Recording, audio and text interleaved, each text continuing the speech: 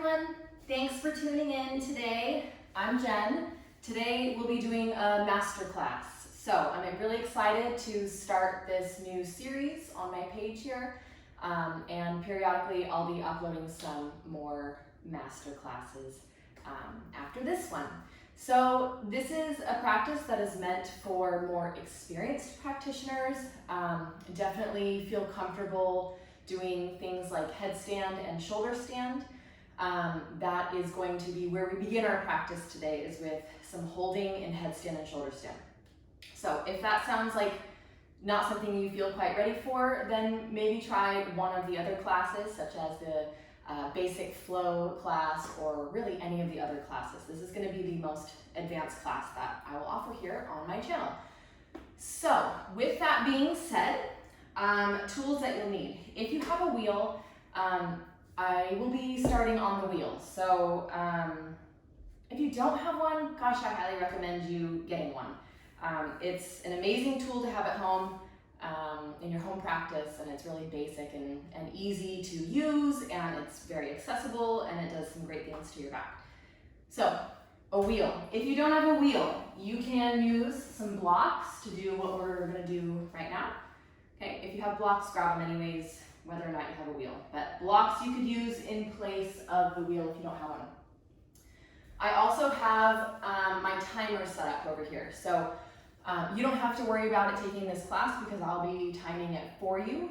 But if you wanted to practice some of these things at home, or you kind of wanted to chart your progress along with what we're doing, I would recommend having a timer close by. Because once we get comfortable being in the posture, to begin with, getting into the postures, then I believe that next step is really holding for longer periods of time. That way we can really absorb all the benefits of the pose and just kind of come to more of a meditative state while we're in the poses themselves.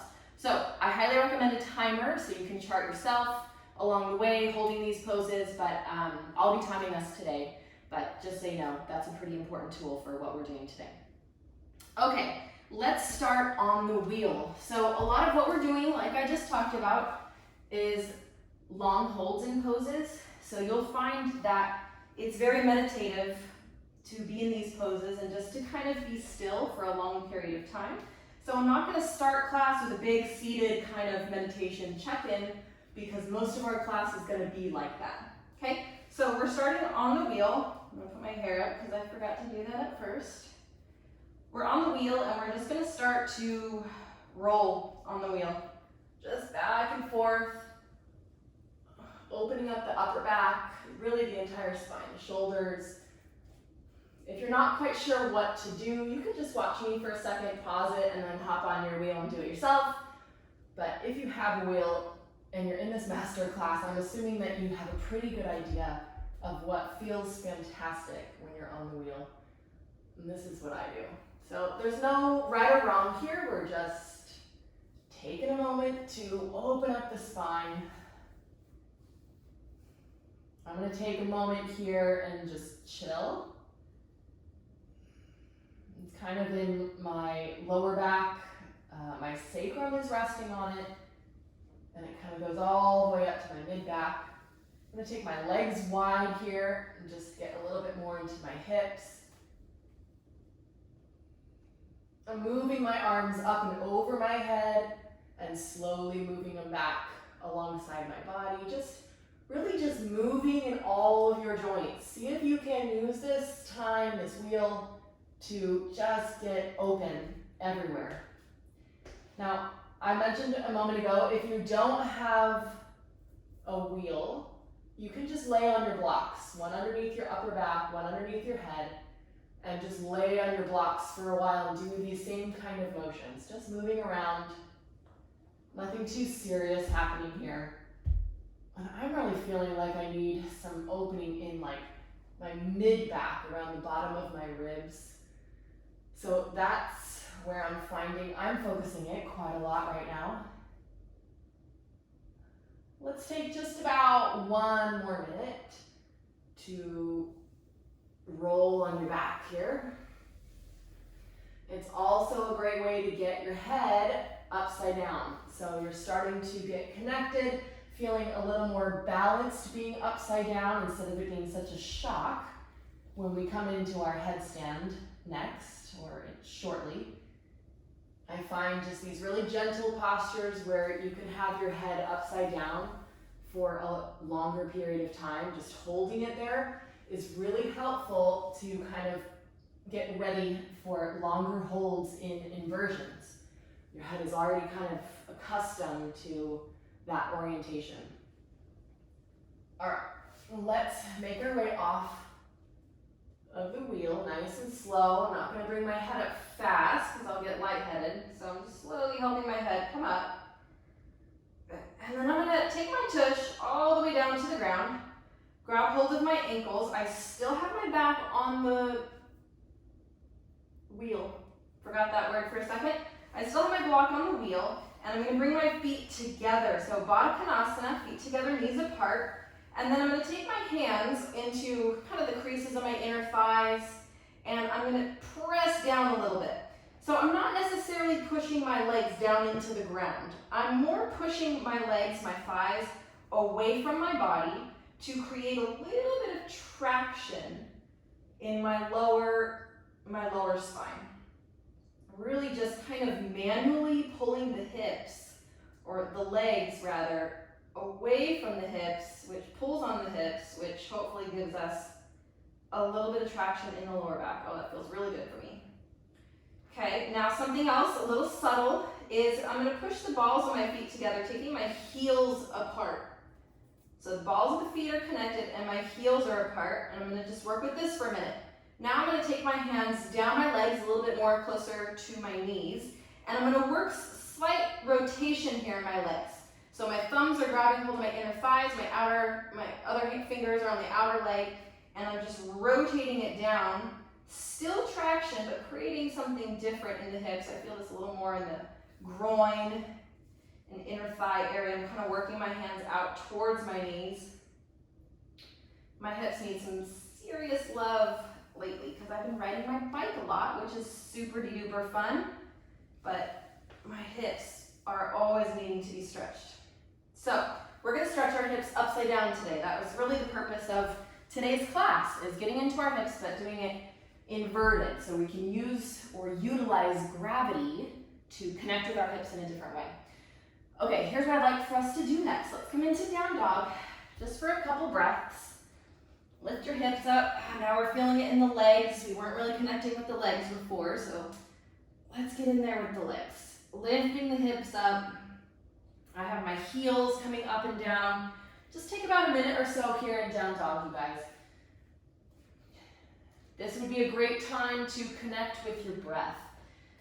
Ujjayi breath is what we're looking for, the soft ocean-like sound in the back of the throat.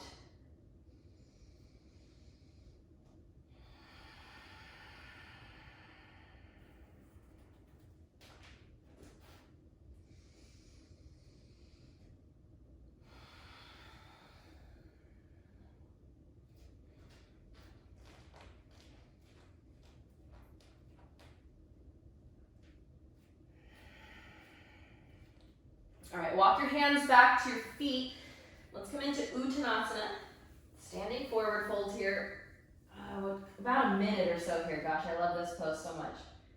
It always just feels so good to just come into the pose. It feels just like a big release in my back, backs of my legs. Any kind of arm position here that feels good. Just let your back really, really enjoy this. I'd highly recommend keeping your knees soft. Maybe that's a little micro bend. For those of you with tighter hamstrings, bend your knees more. Really try to set your torso on top of your thighs so that your back can release. Your hamstrings can lengthen.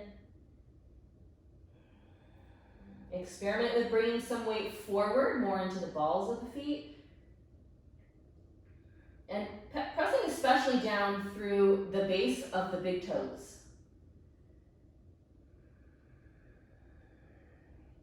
Now I'm going to interlace my hands behind my back. Stretch my arms up and forward.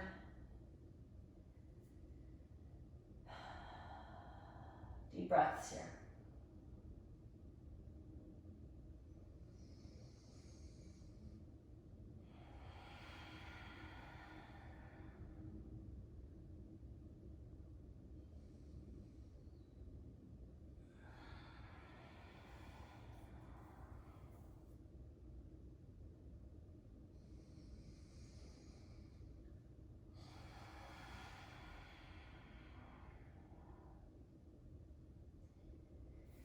Release your arms down.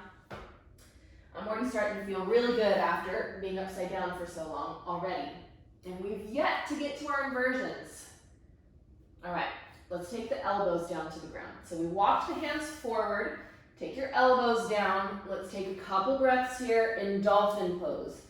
Just connecting now with the upper back and shoulders so that as we move forward to our inversions, they feel ready. They're warmed up, they're open and receptive. That's what we're looking for. We want to bring the body to a place where it will be receptive to these poses. It won't fight them as much. Once we enter the poses, we'll feel the sensation, but we're gonna allow the pose to move through your body, surrendering to the pose. And that really is what I believe is the main benefit of holding these postures for so long, is that we can eventually get our minds to the place where it will actually let go in the pose. All right, lower to your knees. And come on up, nice and slowly. Sit back on your heels and rise up. Let's just take a moment to reacquaint yourself in this upright position. Adjust your clothing, whatever you gotta do. If you have some rings on your fingers, I would suggest taking them off. We're gonna move towards headstand now. So to prepare for headstand, I'm gonna talk about a couple things. I'm not gonna take too much time here talking about it, but take off your rings. They're gonna bug you. When you're holding a pose for a long period of time, it's not gonna be like, oh, I can feel that ring, but who cares? It's gonna become a major distraction. So we're trying to remove all distractions in the physical sense so that we can really get down and deep into that mental sense of the pose, I suppose. All right, and then also you might need to adjust your hair. If you're wearing a hat, take it off. You want the top of your head to be very just clear and open for the ground. I'll take my hair out for this one because then my hair isn't getting in the way. All right, so let's take a couple circles with the head. Just a couple circles. We've created lots of space here in the upper back and shoulders. I'm gonna bring my arms back and forth a little bit. Just really preparing the upper back, the shoulders, the neck for this hold. Okay, if your head is sensitive or your mat is on the thinner side, I would suggest grabbing something to put your head on, like a folded up blanket or a pillow or something. You gotta be careful though, because you want it to be kind of flat and dense. You don't want it to be this big puffy pillow, and you want your entire foundation to be on that surface. So forearms, elbows, wrists, head, all is on that surface, okay? I'm gonna give you a brief foundational instruction, and then we're gonna go into it, okay? We'll interlace the hands behind the head. So the hands will interlace and wrap around the back of the head, okay? I wanna make sure my elbows are shoulder distance apart, right? So no wider than shoulder distance apart. I should be able to see my elbows. Now, when I'm up, I wanna find a slight little tuck of my chin. So imagine my head is on the ground. I'm not here. That would be my hairline or my forehead connecting with the ground, and look at how that compresses my neck. This is not a good, safe position. Your neck will not like it. It'll tell you very quickly that it doesn't like it, and you gotta listen, okay? Now, what we're trying to find is a little tuck of the chin. The chin comes in towards the chest just a little bit. We're not trying to flatten this natural curve in your neck. We're trying to accentuate it, or better word, support it, right? We're keeping the natural curve in the neck, but we're tucking the chin slightly so there's some muscle engagement here in order to maintain this nice natural curve in your neck. Okay, I'm gonna set the timer for 5 minutes once we get up. Now, if you're kind of just starting off with this timing of headstand, then I would suggest you start at 1 minute. I mean, start small. Don't just go from, oh, I can pop up every so often with the headstand, I feel good, to holding for 5 minutes. That would not be a wise jump in your body. So I'm doing 5 minutes if you feel comfortable with 5 minutes. If you don't, then you need to set your timer for a shorter time so that you feel good about coming down, okay? Start with 30, start small, 30 seconds. Start with then a minute, and then 3 minutes, and then maybe you can work your way up, okay? We're gonna do 5 today, because that's what I wanna do, okay? So 5 minutes. Let's go ahead. Setting my timer. Okay, let's go ahead and set up. So top of the head to the ground, interlace your hands behind your head, elbows shoulder distance apart. Okay, tuck your toes, lift your knees off the ground, okay, and then come on up. Now, I didn't mention this, but if you would like to take this to a wall, you feel like that would be a wise choice for you, so you don't have to worry about balance, then you should do that. That's a great tool. Okay. Now, once you get up, settle in a little bit. What we're trying to find is feet, hips, and shoulders all stacked, all aligned, one on top of the other. On the top of our head, we have a good amount of weight in the head, but also in the forearms and the elbows. Lift your shoulders up and away from your ears so your neck is super duper long. You have that little tuck of your chin. Now, instead of gazing straight out in front of you, tuck your chin just a little bit and see if you can gaze up. I just happen to have this nice view out the window, so I'm looking up in trees, which is fabulous and very relaxing. Maybe you're looking up at your ceiling. All right, you're here. Your body has arrived. Now try to settle in a little bit. You're going to be here for a while. If you start to feel pain in your neck, you need to come down.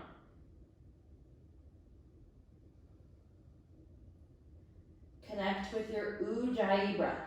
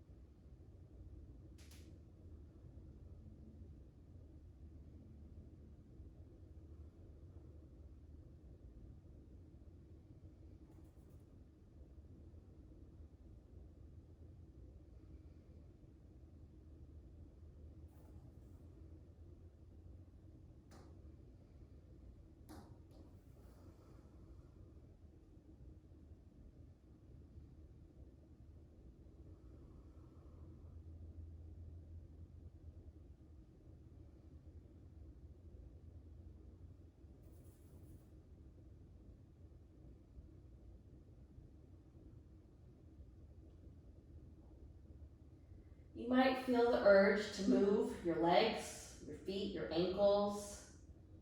Do that. If you feel the urge to do it, you should do it.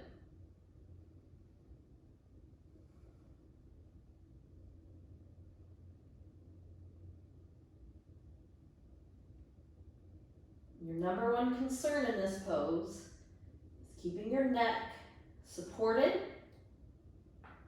and feeling safe and happy. So if you're moving your legs around or coming up and down,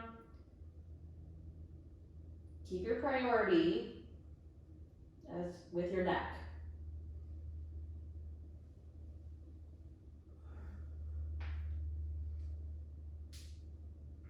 This is where I was talking about earlier. It might feel great to stretch your hips, reversing the effect of gravity on your hips.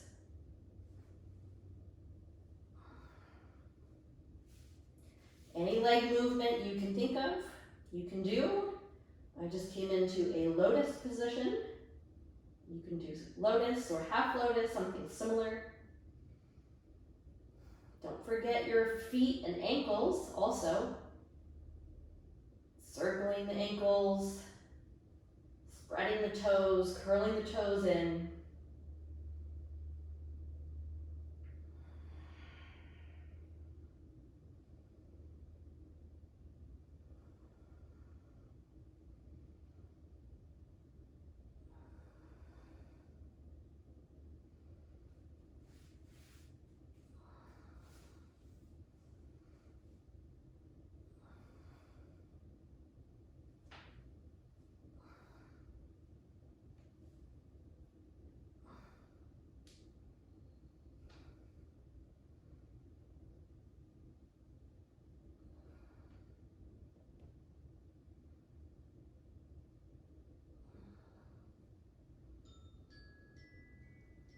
All right, you guys, that's our timer for 5 minutes.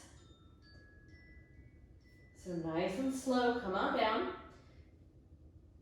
Now, feet come down to the ground. Lower your knees to the ground. Do not lift your head up. Remove your arms, your hands. I'm going to take my hands to the floor, palms flat, beside like my head or in between my head and my knees. And I'm going to slowly sit back into child's pose. I'm not using any kind of muscular activity here in the neck. I'm just allowing my hips to come back. And then let your shoulders relax. Come into child's pose. And really just try to relax your neck. Don't ask your neck to do anything. Let it chill out for a moment. I'm not even going to move to shut off that annoying timer. I will in a second. All right, take your hands to the floor on your fingertips now. Out to the sides, elbows up. And then feel the shoulder blades kind of moving towards each other. Push your shoulder blades towards each other by pushing down into your fingertips. Okay, and then just lift up a little bit so that you can actually hang your head freely and let those shoulder blades come together.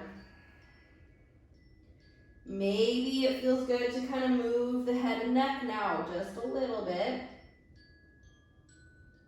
I'm slowly going to start to sit up, but I'm keeping my neck really relaxed and hanging there. As I come up, I'll take my hands to the floor. Palms flat, maybe kind of rock forward and back a little bit, stretching out your wrists.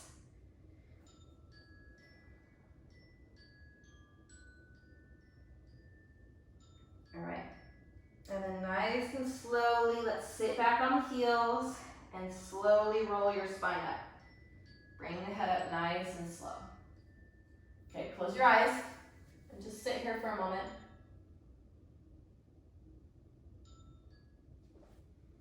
Just sit here for a moment with your eyes closed and just notice how you feel.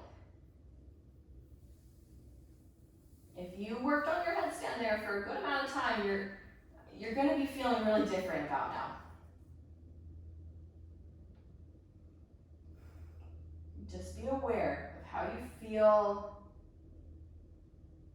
how your body feels, how you feel in your head, how your breath feels. Open your eyes, interlace your hands behind your back, and just stretch your arms back. So this is the next position we're coming into. The next inversion is going to be shoulder stand. So this is going to be our arm position in shoulder stand. So I like working headstand and shoulder stand in a balanced way, meaning I will hold them for an equal amount of time.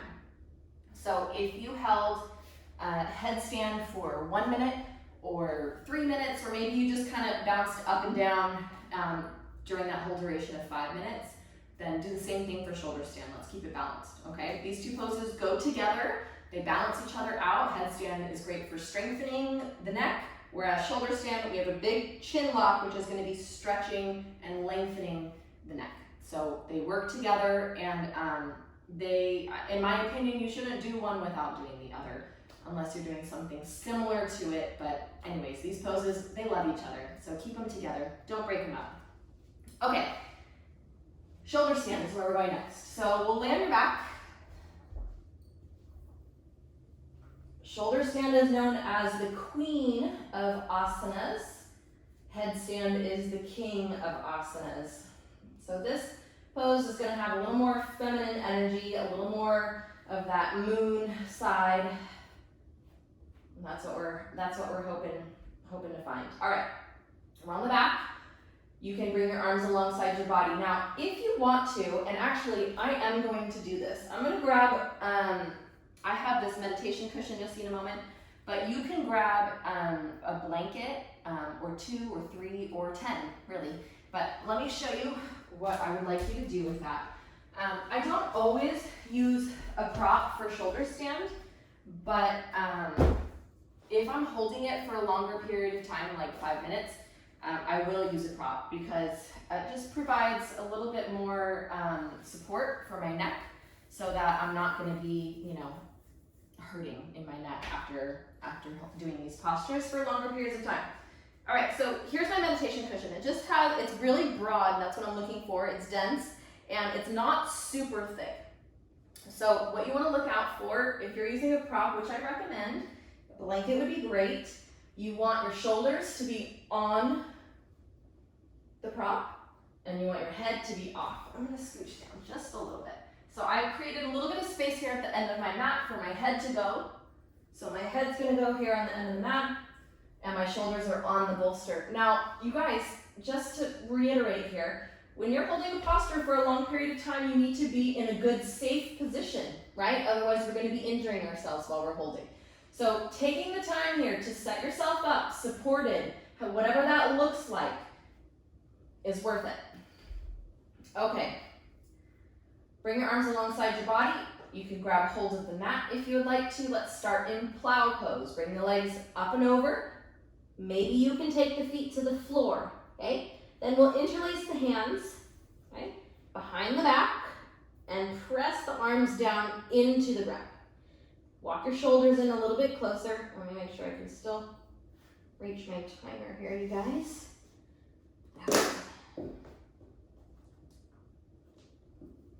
Alrighty, timer, we're gonna set for 5 minutes.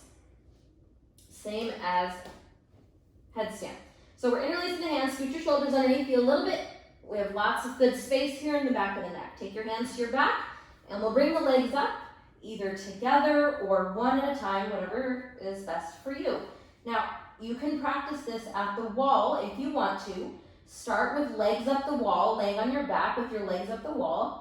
Bend your knees, place your feet on the wall, and push your hips up. Okay, that'll give you a little extra support there with the wall if you need it.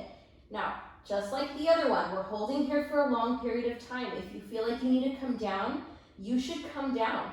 Your body is going to be giving you much better feedback than I am because I'm not with you. Even if I was with you, your body's going to be giving you better feedback than I can. So listen to your body. Your body is intuitive, it's intelligent. Be receptive to what your body is telling you. All right, let's find the Ujjayi breath. In and out through your nose.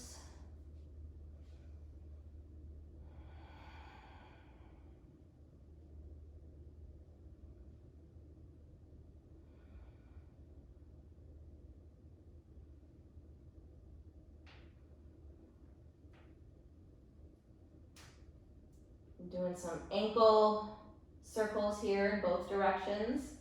You really start to feel the blood kind of just moving differently in the legs. Just feeling kind of that cool energy in the legs, the feet, the ankles. Your feet might start to feel a little cool. Try to relax your neck. Lift your chin up a little bit. So you have a nice natural curve, just like we talked about in headstand. You want that nice natural curve in the neck. We're not trying to flatten the curve of the neck. We're looking to support it in its natural state.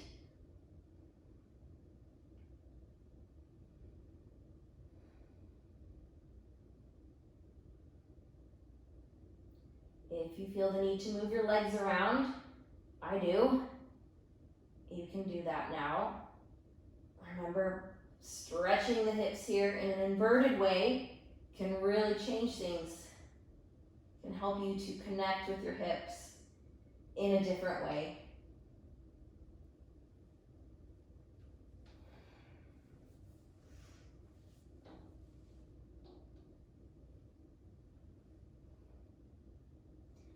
And there are specific leg movements that you can do that are in the shoulder stand cycle.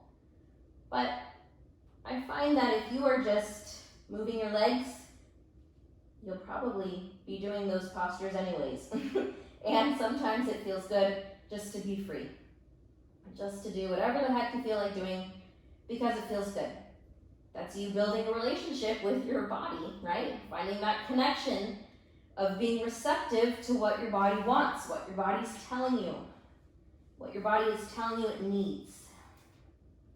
Okay, I brought a lotus into my shoulder stand here, and I'm gonna balance my lotus on top of my arms. This is one of my favorite poses. This, kind of like in the beginning of class, you feel that traction in the back of the neck, not neck, the back, the lower back is what I'm looking at. Feel that traction where the hips are kind of moving away from the spine. And you get that good connection with the deep core muscles.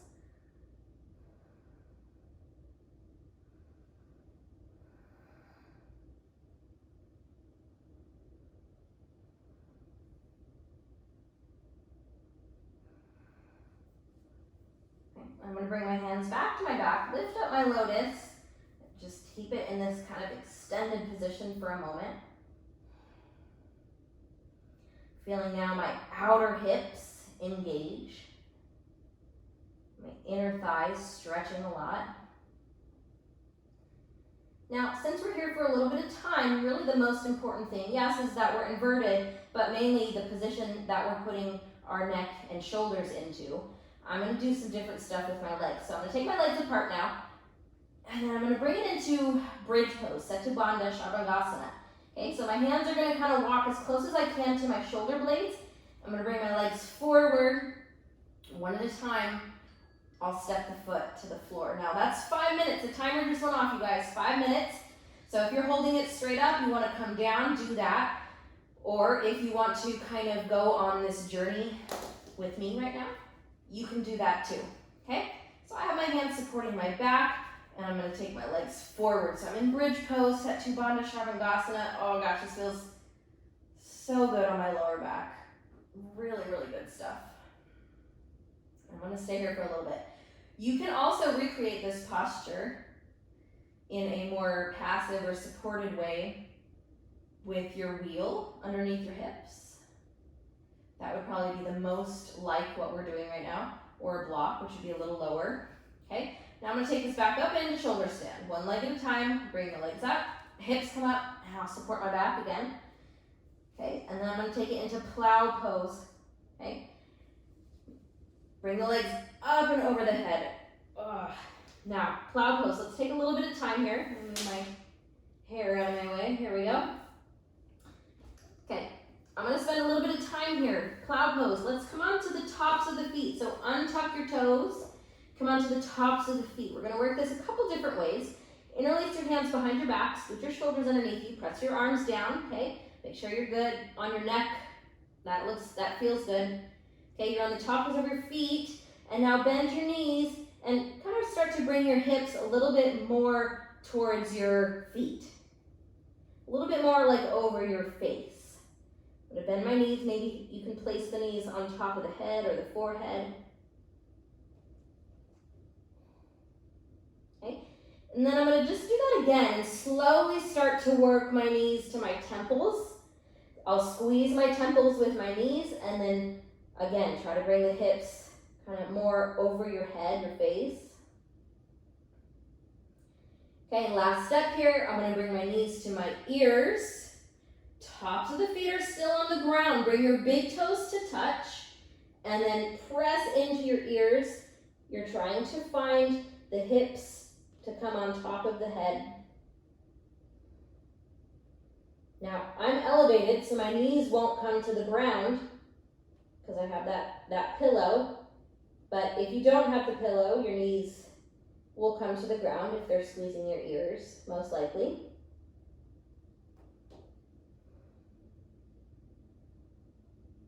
Deep breaths here.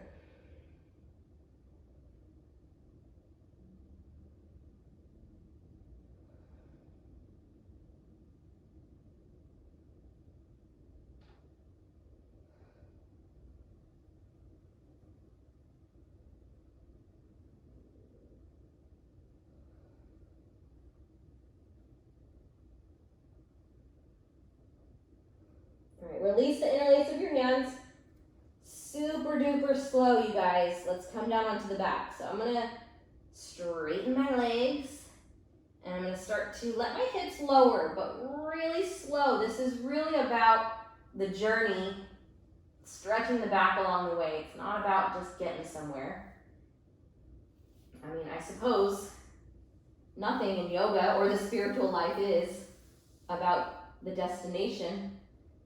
It's more about the journey, what we're learning and being receptive to along the way, being open to growth, to greater wisdom, open to seeing yourself in a more clear and true way, to see the world in a more clear and true way. It's all about that journey. Slowly making our way onto our back. Enjoying that stretch there in your mid and lower back. Keeping the legs drawing close in towards the body.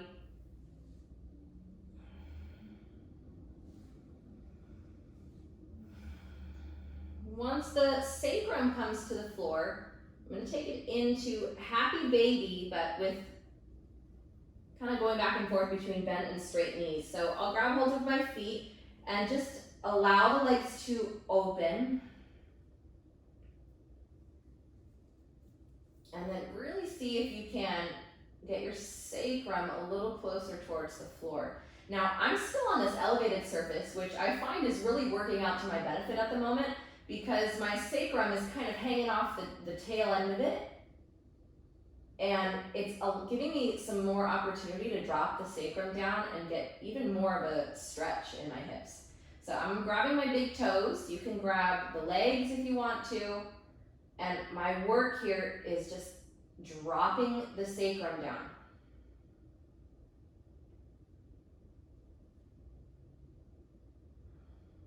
Okay, now grab hold of your inner thighs and keep hold of them firmly, strongly, and start to move the legs forward.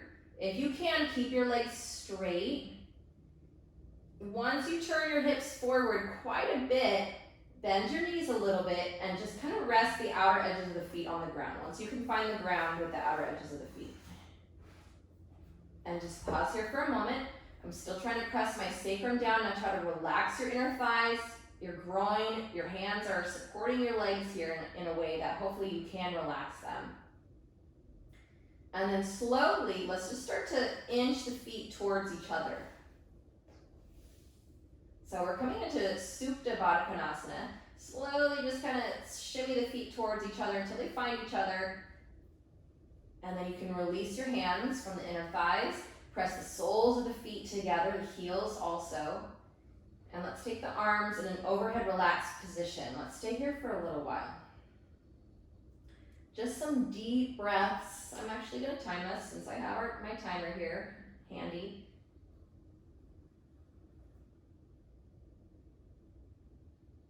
Okay, 5 minutes in Supta Baddha Konasana.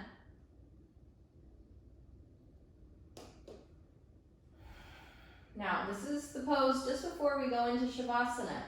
So let this be kind of like your mind prep pose. I mean, essentially that's what we've been doing all of the practice, but focus solely on your breath. For a little while longer, let's do some deep, focused breathing, ujjayi breathing. A little more expansive. Now, with my arms over my head and I'm breathing, I'm starting to feel some tension here in my upper back, my neck area. So since we're going to start breathing deeper here, I'm going to bring my arms alongside the body. And hopefully that helps you to relax a bit in your neck. If you want to, you can take your hands to your body, your torso, or just have the palms facing up. Now, nothing really too specific or particular here with your breathing. I just want you to take deep ujjayi breaths. So reminder, ujjayi breath. Close your mouth, breathe through your nose, create that texture in the back of your throat by slightly constricting the muscles there in your glottis. We're creating a sound with the breath. And as you breathe in, find huge expansion in your ribs, your lungs, your chest, not so much in the belly. And as you exhale, try to release that air out in a slow, controlled way. Not all at once. All right, I'll leave you to it. A couple minutes here. Just slow, controlled Ujjayi breaths. Keep your shoulders and neck relaxed.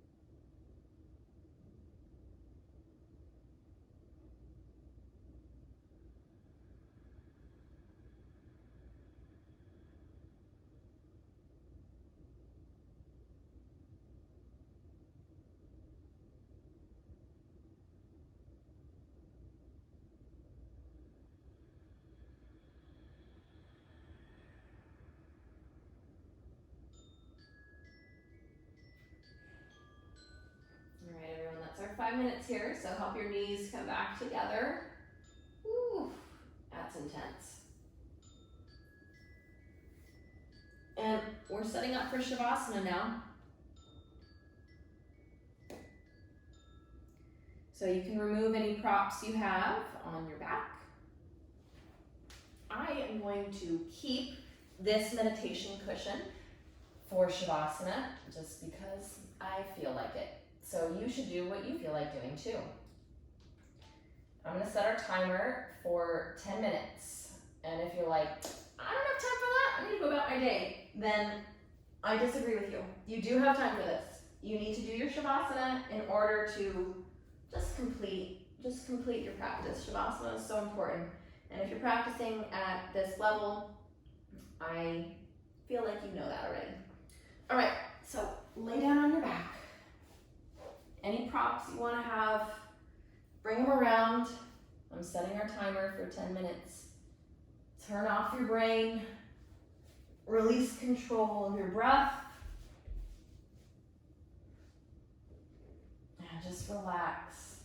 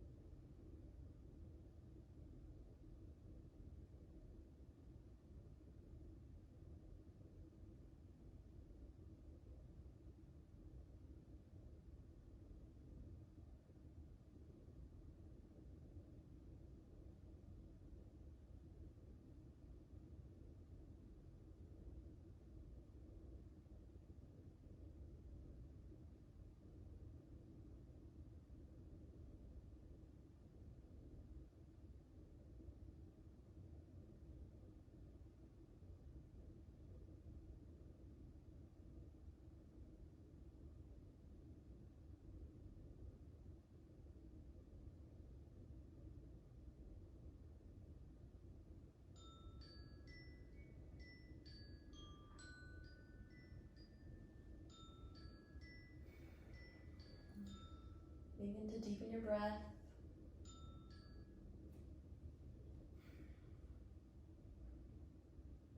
Invite small movement to your body.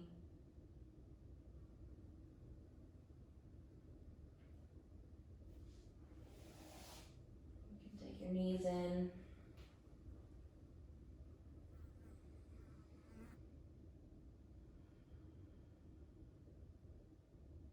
Make your way into a seated position.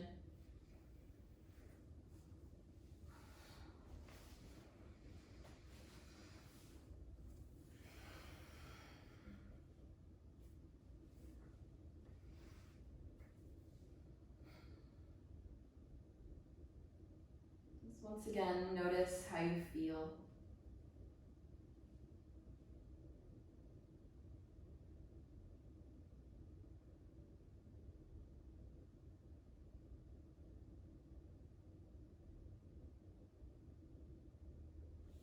Bring your palms together in front of your heart. Let's close by chanting Om together, just once. Take a breath in.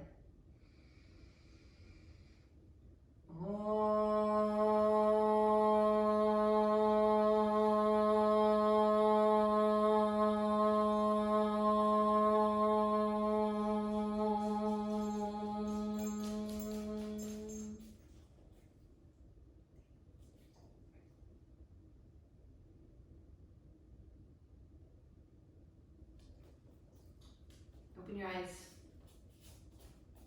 Thank you all for practicing with me today. Namaste. Hi, Betty. Betty always gets all riled up when we Om, which is funny. Okay, I love you. Have a great day, and I'll see you next time. Bye.